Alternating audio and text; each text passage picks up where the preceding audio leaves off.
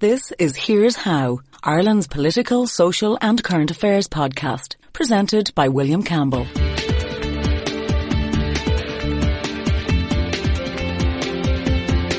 Thank you for downloading episode 16 of Here's How. In this podcast, I have an extended, exclusive interview with Jamie Bryson, the loyalist blogger who has broken much of the story of the NAMA Project Eagle scandal.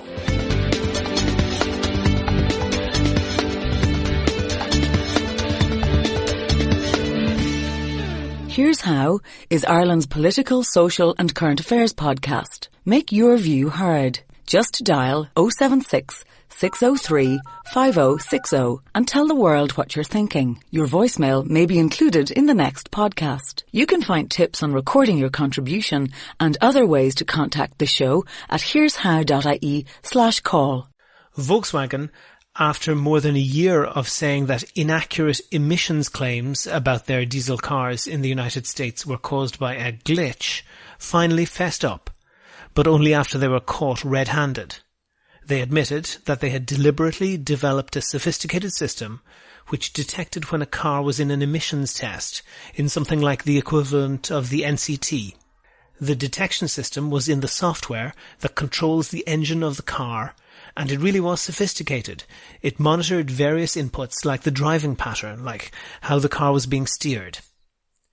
When this software system detected that the car was being tested, not being driven normally, it would put the car in a mode that would meet all the emissions standards. And the standards in the US are stricter than in Europe.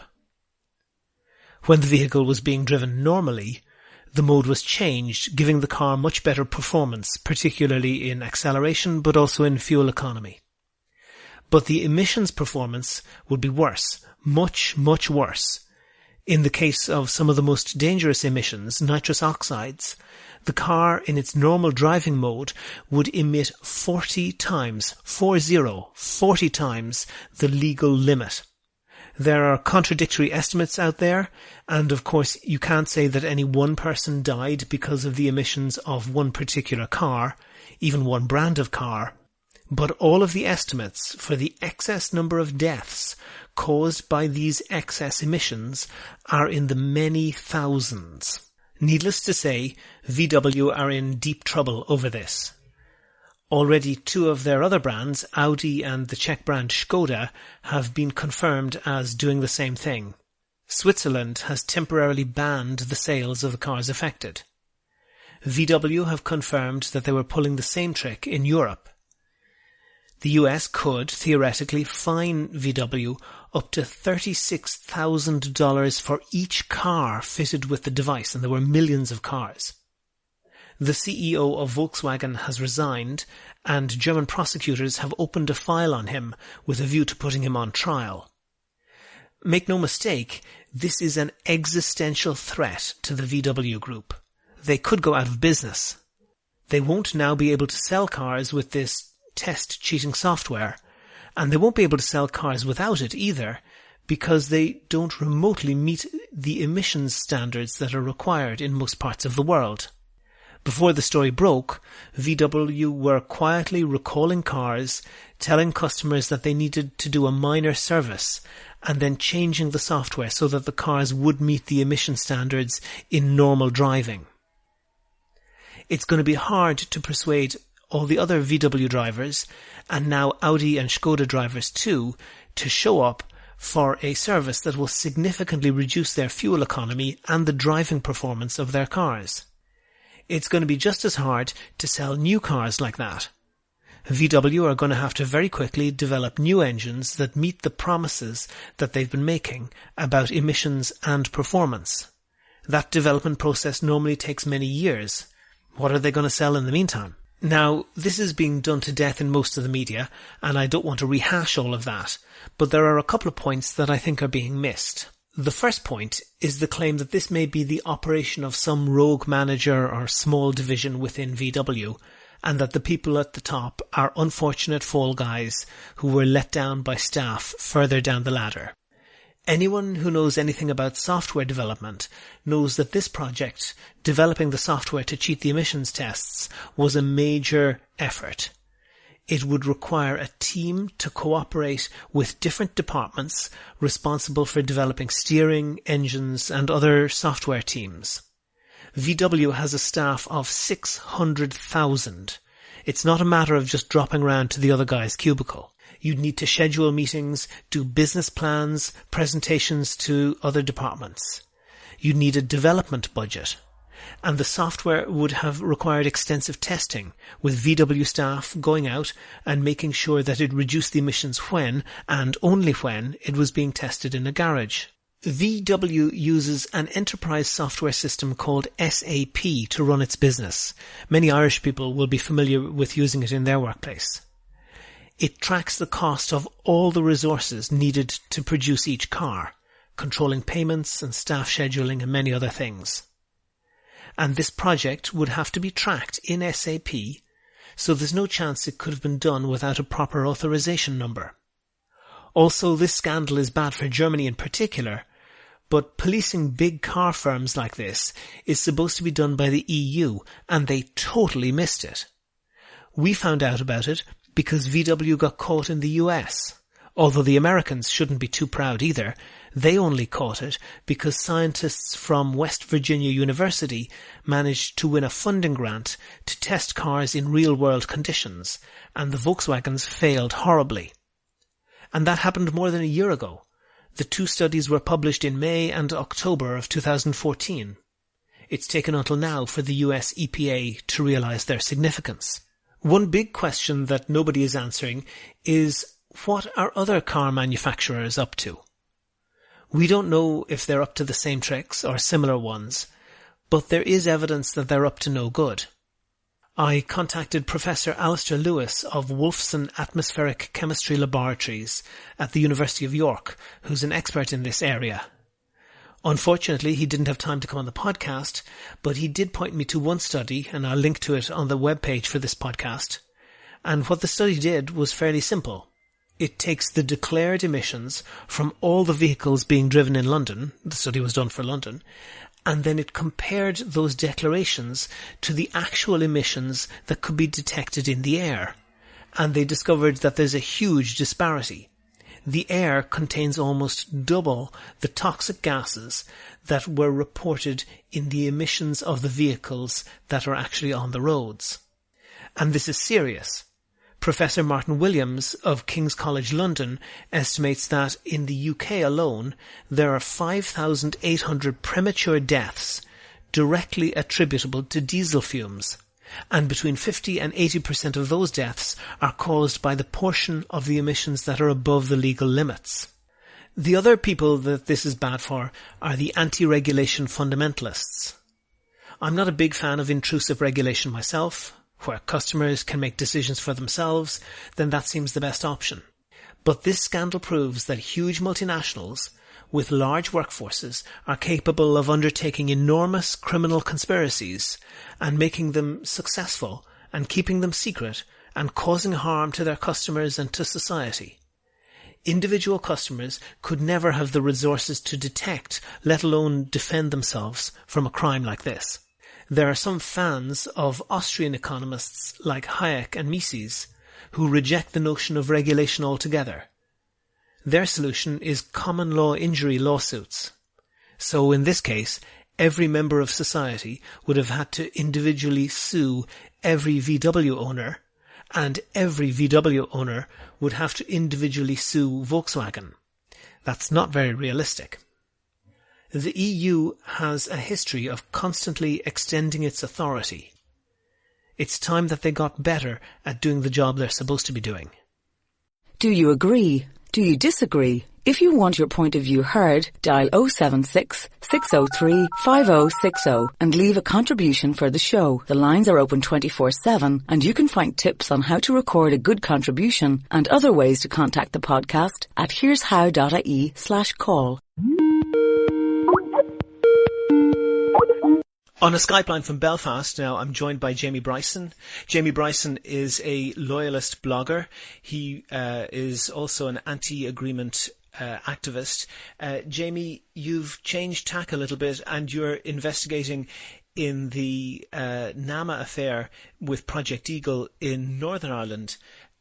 First of all, just for people who are not so familiar with it, why is this showing up in Northern Ireland news? Well, there was an allegation made in the Dáil, initially by Mick Wallace, an independent TD, who alleged that a politician in Northern Ireland was set to receive a portion of around 7.5 million that was deposited into an offshore account. So how was this money discovered? Where was this money coming from? Well, initially the money was a managing partner within Tunes, a gentleman called Mr. Ian Coulter. The money was paid into a dormant Danske Bank account. Now, Tunes currently bank with Ulster Bank, so this account had been dormant for quite some time. I should say that Tunes is the law firm that's used by Cerberus. Cerberus is the firm that bought the entire NAMA property portfolio in Northern Ireland. They paid something in the region of 1.1 billion for property with a book value of something like 4.5 billion euro. Tunes, their law firm in the United States was Brown Rudnick. Tunes were the subcontracted law firm that they used in Northern Ireland, and Ian Coulter was a lawyer with Tunes, but he left under strange circumstances. Yes, that's correct. And just coincidentally, after Mr. Coulter left, 2 weeks later, he formed his own company. And as part of my evidence session on Wednesday, I don't want to stray too far off, but just to give a bit of a background, I went into an issue around another site connected to NAMA. It's called the Millmount site. It's in a place called Dundonald, not far outside Belfast. And the beneficiaries of a bit of a change of heart in relation to NAMA of that site was a group called the Lagan Company, who employ the First Minister's son, Mr. Gareth Robinson, as a lobbyist. But coincidentally, after Mr. Coulter left Tunes, he not only set up his own company, but he very quickly became a director, a shareholder, in 5 companies belonging to the Lagan Group. And just the process of this money being found, which is not now, it's not known where it is, but that money, do we know where it came from originally? Well, the money was deposited into the Danske Bank account. Of Tuan's lawyers? Yes, but it was a dormant account. So the other managing partners, have to be clear. My information was that they knew nothing about this whatsoever. It was only Mr. Coulter. And from the dormant Danske Bank account, the money was then transferred into an offshore account in the Isle of Man. Now, that account was under the exclusive control of Ian Coulter? That's my understanding, yes. How it was discovered was that Ian Coulter had to enlist the assistance of a junior, I suppose, for this financial transaction. Now, we have to remember that Ian Coulter was a very well respected lawyer. So he gets an assistant to do the transaction for him. Yes, and which wouldn't have been out of the ordinary, for an assistant who's asked to do something, or further than that, a junior within the bank. When somebody's asked to do something, somebody with the credibility of Mr. Coulter, wouldn't think twice or wouldn't think to question it. But what then transpired was that the Law Society were carrying out just an ordinary audit. They hadn't found the money, but the junior person involved panicked, believed that he may have been caught up in some wrongdoing, and he went and flagged this up to the other managing partners in Tunes. And it was at that point, there's some dispute between Mr. Coulter and Tunes. Their statements are quite conflicting as to what actually happened, but the result was Mr. Coulter resigned from Tunes at that point, and has then went on to form a remarkable relationship with the Lagan Group. And the Lagan Group, just to be clear, what is their connection? Well, the Lagan Group, initially, when NAMA took over the loans, there was the Millmount site in Dundonald. NAMA's preference was to sell that site. They didn't think that it was a good financial move to continue on with the development agreement that had been drawn up between the Anglo-Irish Bank and Lagans. Lagans were to be the developers. Just to take you back to give a So Ian Coulter left Tuan Solicitors, and he then became very closely associated with a development group that was essentially in NAMA, who owed their loans to NAMA. Well, what had happened was the Millmount site was originally owned by companies controlled by 2 gentlemen called Noel Murphy and Adam Armstrong. They sold the site on to the Taggart Brothers, for a value of approximately 96 million in 2007. But this is where it starts to get interesting, because at that stage, this transaction was financed through the Anglo-Irish Bank, and they approved this massive loan to the Taggart Brothers whilst the company were in serious financial difficulties. Mm-hmm. And within, a short period of time, in 2008, Anglo then themselves placed the Taggart Brothers in the administration. So they eventually financed a company that was heading to the wall to purchase a Millmount site, and after the site was placed under control of an administrator of the Anglo-Irish Bank, they came to an agreement which would have resulted in Lagan Homes developing the site. Now, Lagan Homes is owned by a man called Mr. Kevin Lagan, and Mr. Lagan is involved in joint business ventures, such as Lagmore Properties with Mr. Noel Murphy, who was the original owner. So Mr. Murphy was one of the individuals who directly benefited from this strange decision by the Anglo-Irish Bank to fund Taggart's purchase of the Millmount site. And then, once the site was placed in the administration, Lagan's, Mr. Murphy's business partners, were to benefit from a lucrative development contract. That fell through when the loans went from into NAMA. But if that had gone through, Murphy would have been essentially, perhaps not on both sides of the deal, but very close to both sides of the deal. Absolutely, yes. When NAMA was initially set up, their preferred option was to sell the site. They reckoned the deal wasn't a good one. Well, they scrapped the deal that had been drawn up between the Anglo-Irish Bank, the Millmount administrators, and the Lagan Group. That they wanted to sell the site.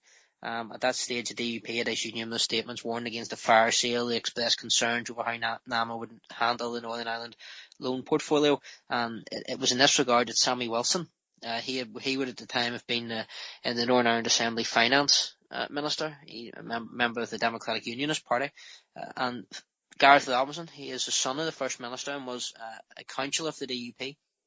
He was lobbying on behalf of the Lagan Group, and at this stage, Mr. Sammy Wilson then undertook numerous lobbying of NAMA for the site. Now, it's open to interpretation, and it's up for people to make their own mind whether that was, a crossover of abusing political influence or using political influence to try and get a deal for your constituents. Again, that's a matter for people to make their own mind up. But what eventually happened was that NAMA, after their initial assessment that they wanted to sell the site and scrapping the original deal, they then released £9 million in April 2013 to develop the site, and the beneficiaries were to be the Lagan Group, who of course has the First Minister's son as a lobbyist. So quite why this change of heart took place has not yet been established. Okay. And to get back to the issue at hand, the core issue of the sale of the whole of the Northern Ireland portfolio to Cerberus, yes, that was done using the law firm Tuans, because Brown Rudnick, the US law firm of Cerberus, didn't have a presence in Northern Ireland. Yeah. So contracted. That legal work was essentially subcontracted to Tuans. How then did the idea of money in the Isle of Man, £7.5 million sterling in the Isle of Man, being earmarked for certain people in Northern Ireland, how did that happen? Well, these individuals have been working hand in glove for quite some time.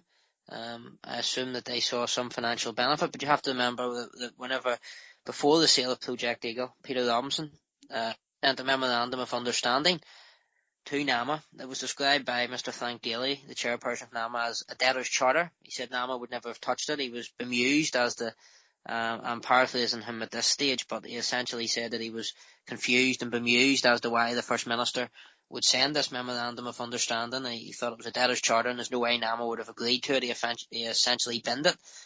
But the proposals within that memorandum of understanding seem to echo how Cerberus have treated a particular number of property developers who are close to the First Minister, Mr. Peter Robinson, which again, raises serious questions as to around what backdoor deal essentially has been made between Cerberus and the First Minister. We know, of course, that Cerberus, Mr. Dan Quayle, the former Vice President of the United States, held a meeting with Mr. Peter Robinson, only just over the week before the eventual purchase of Project Eagle.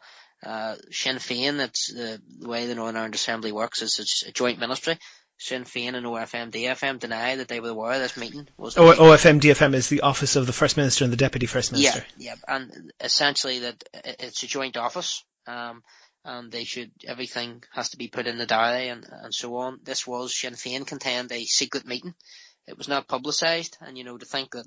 So Peter Robinson as First Minister was in on it, Martin McGuinness as Deputy First Minister should have been and wasn't. Yes, and also present at the meeting was Ian Coulter, the man who, of course, transferred the money into the offshore account. So there's no minutes of this meeting or no... And what is the relevance of Dan Quayle? Why was he involved? Well, Dan Quayle is a senior member of Cerberus. So he's employed now by Cerberus, the former Vice President of the US? He is, yes. Okay. And as far as you're concerned... the money that caused Ian Coulter, or that was associated with Ian Coulter leaving Tuhans in the first place, who was that for? Well, the 5 individuals I named before the Finance Committee was Mr. Peter Robinson, MLA, Mr. Thank Cushnahan, and of course we know through the initial testimony, I think it was on the 9th of July, by Mr. Thank Daly, to the PAC Committee, that Mr. Cushnahan was to benefit from $5 million from the PIMCO deal, which eventually fell through. Frank Cushnahan is a Northern Ireland businessman. Yes, he'd be a businessman, yes. David Waters, who is a chartered accountant, and a property developer called Mr. Andrew Crichton. Mr. Crichton actually has loans in NAMA. And Mr. Waters, companies connected to Mr. Waters were actually on an advisory group to NAMA as to how they dealt with property developers within Northern Ireland, whilst other companies connected to him had loans within NAMA. And Ian Coulter, the lawyer himself, I think you said was the 5th person who was supposed to be... Yes, Ian Coulter, he was the bagman, the user could say. But according to the testimony that you've given, he was going to be entitled to some of the loot in the bag. Yes. Okay. I have to put it to you, Jamie.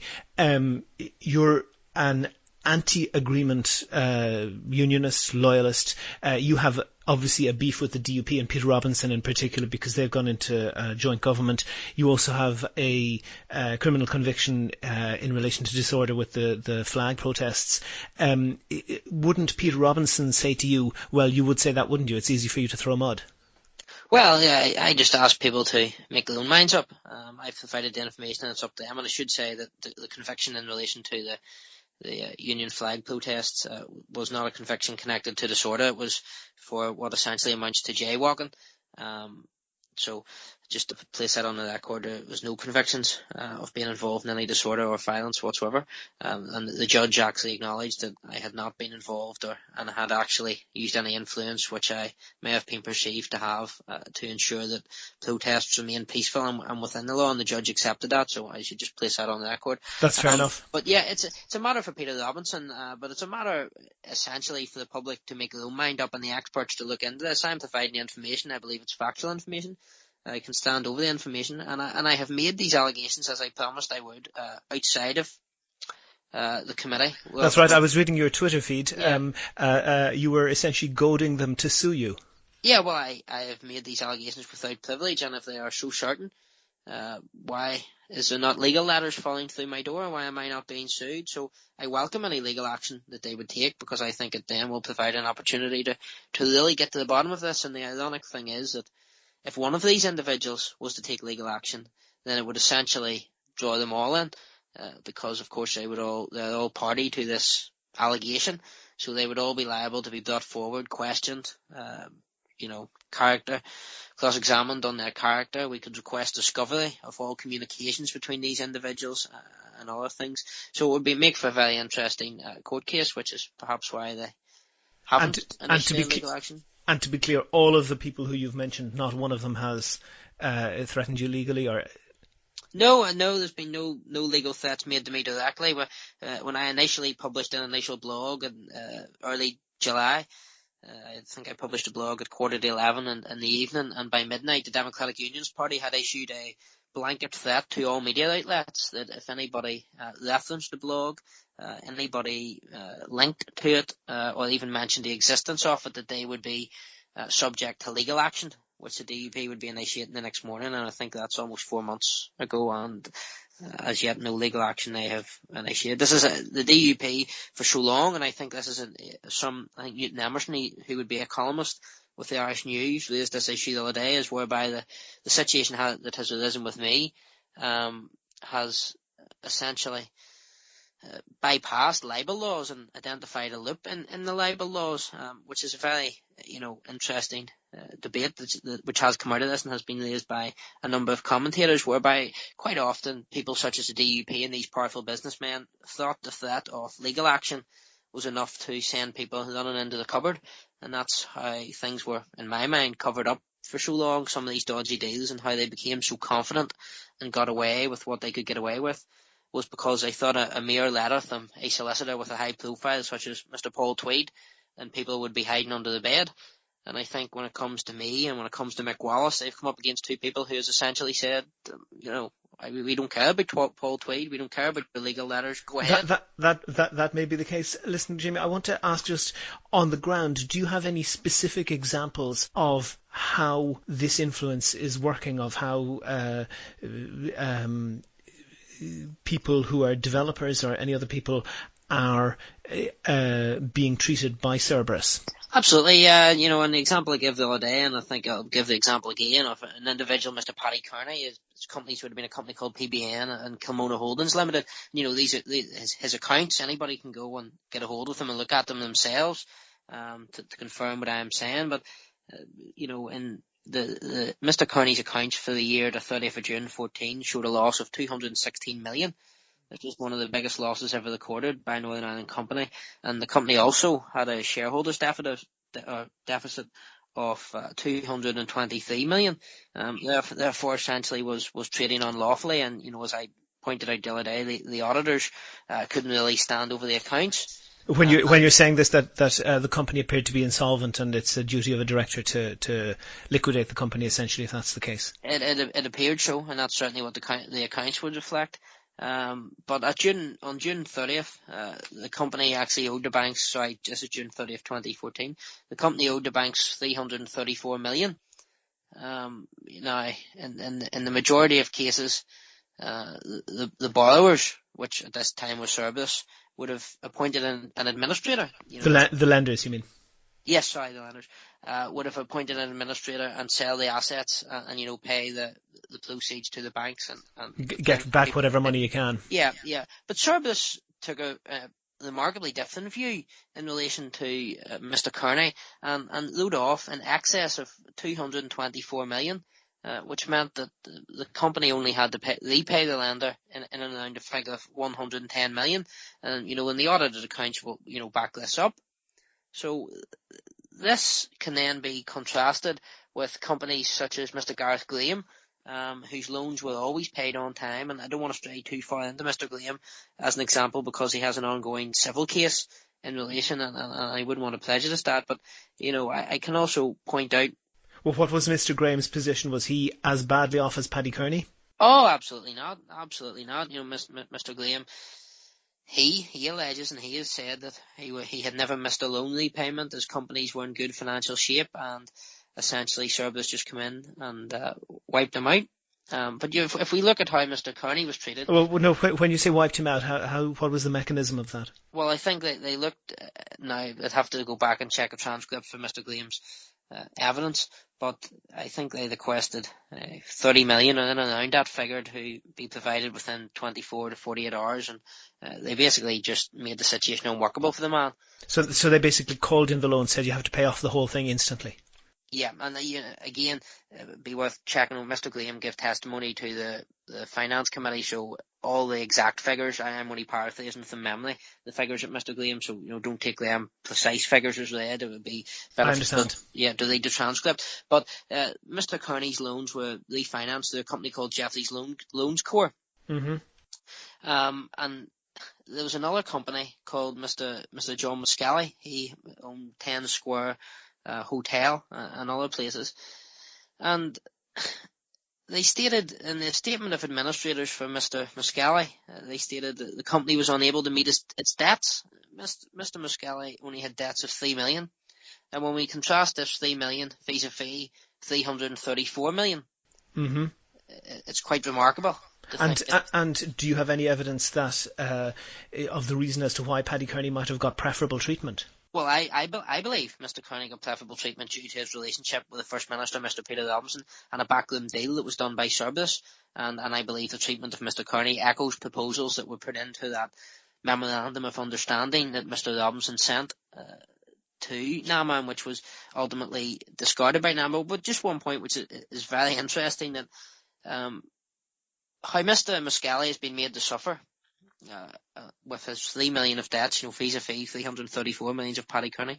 The beneficiary of this treatment of Mr. Muscali is going to be Mr. Paddy Kearney. How is that? Well, Mr. Kearney has now been selected as the purchaser for not only Mr. Muscali's 10 Square Hotel, but all of Mr. Muscali's assets. So essentially what's happening is that Cerberus have buckled down on Muscali, forced him to sell up or taken back his properties, and Paddy Kearney is the preferred buyer from the liquidators, essentially controlled by Cerberus. Is that correct? Yes. Ernst & Young, they were appointed by Plumatory Legal on the 20th of January 2015. And you say that Paddy Kearney is politically linked to Peter Robinson. Do you have any evidence of that? Well, whenever Mr. Kearney benefited from this, which I would term sweetheart loan deal, quite an remarkable deal, which had his debts wrote off, there was a celebration, a secret celebration dinner in a hotel in Carrickfergus, which Mr. Kearney and the primary guest was Mr. Peter Robinson, MLA, and the dinner was organised by a gentleman called Mr. Alan Mains, who is a former RUC and British intelligence officer who has acted as a go-between between these property developers such as Mr. Kearney and others, including the Lagans, who we alluded to earlier, and Jeffries Loan Corps and Cerberus. And Mr. Mains is linked to Cerberus through an individual who is the main man and dealing with this for Cerberus is a gentleman called Mr. Ronald O'Coggle. And he is a former British intelligence officer and who knows Mr. Mains from their times in the security services. So they have been working together to essentially facilitate these sweetheart deals for a select number, a charmed circle, suppose, of property developers. Jamie Bryson, loyalist blogger and investigator into NAMA's affairs in Northern Ireland, thank you for talking to me. Thank you, William. If you liked the Here's How podcast, please rate and review the show on iTunes and other podcast providers. Share it on Facebook and Twitter. Tell your friends. But most of all, make your views heard. Call us on 076 603 5060. So after I interviewed Jamie Bryson, some curious things happened. He's been writing about this affair on his blog for some time, and the traditional media have been reluctant to print a lot of what he's been saying, not least because of legal threats from various people involved. But bit by bit, much of what he said was later confirmed, often by the BBC. Bryson had spoken as a witness to the Stormont Finance Committee inquiry into the NAMA controversy on Wednesday the 23rd of September. Almost immediately, Shane Ross, who is a member of the Dáil Public Accounts Committee, said in public that they too should hear from him. Bryson tells me that he then got an email from John McGuinness, the PAC chairman, seemingly direct from John McGuinness's iPhone, suggesting that he should come, and Bryson agreed. Bryson also says that McGuinness told him that he had asked the clerk of the PAC to arrange this, and the clerk refused, which seems very peculiar. And now it seems that Bryson has been uninvited to appear before the PAC, although he clearly has a lot to say, and Bryson may travel to Dublin in an effort to have his say anyway. So that's almost the end of episode 16 of Here's How, Ireland's political, social and current affairs podcast, published on the 29th of September 2015.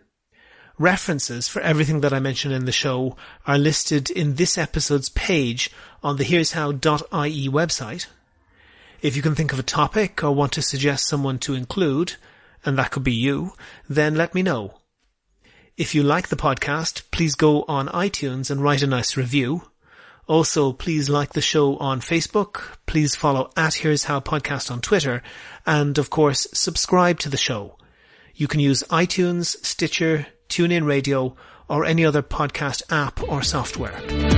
You can do all of that or get in touch with the show right from www.here'show.ie. The next show will be uploaded shortly. The Here's How podcast is produced and presented by me, William Campbell. Thank you for listening.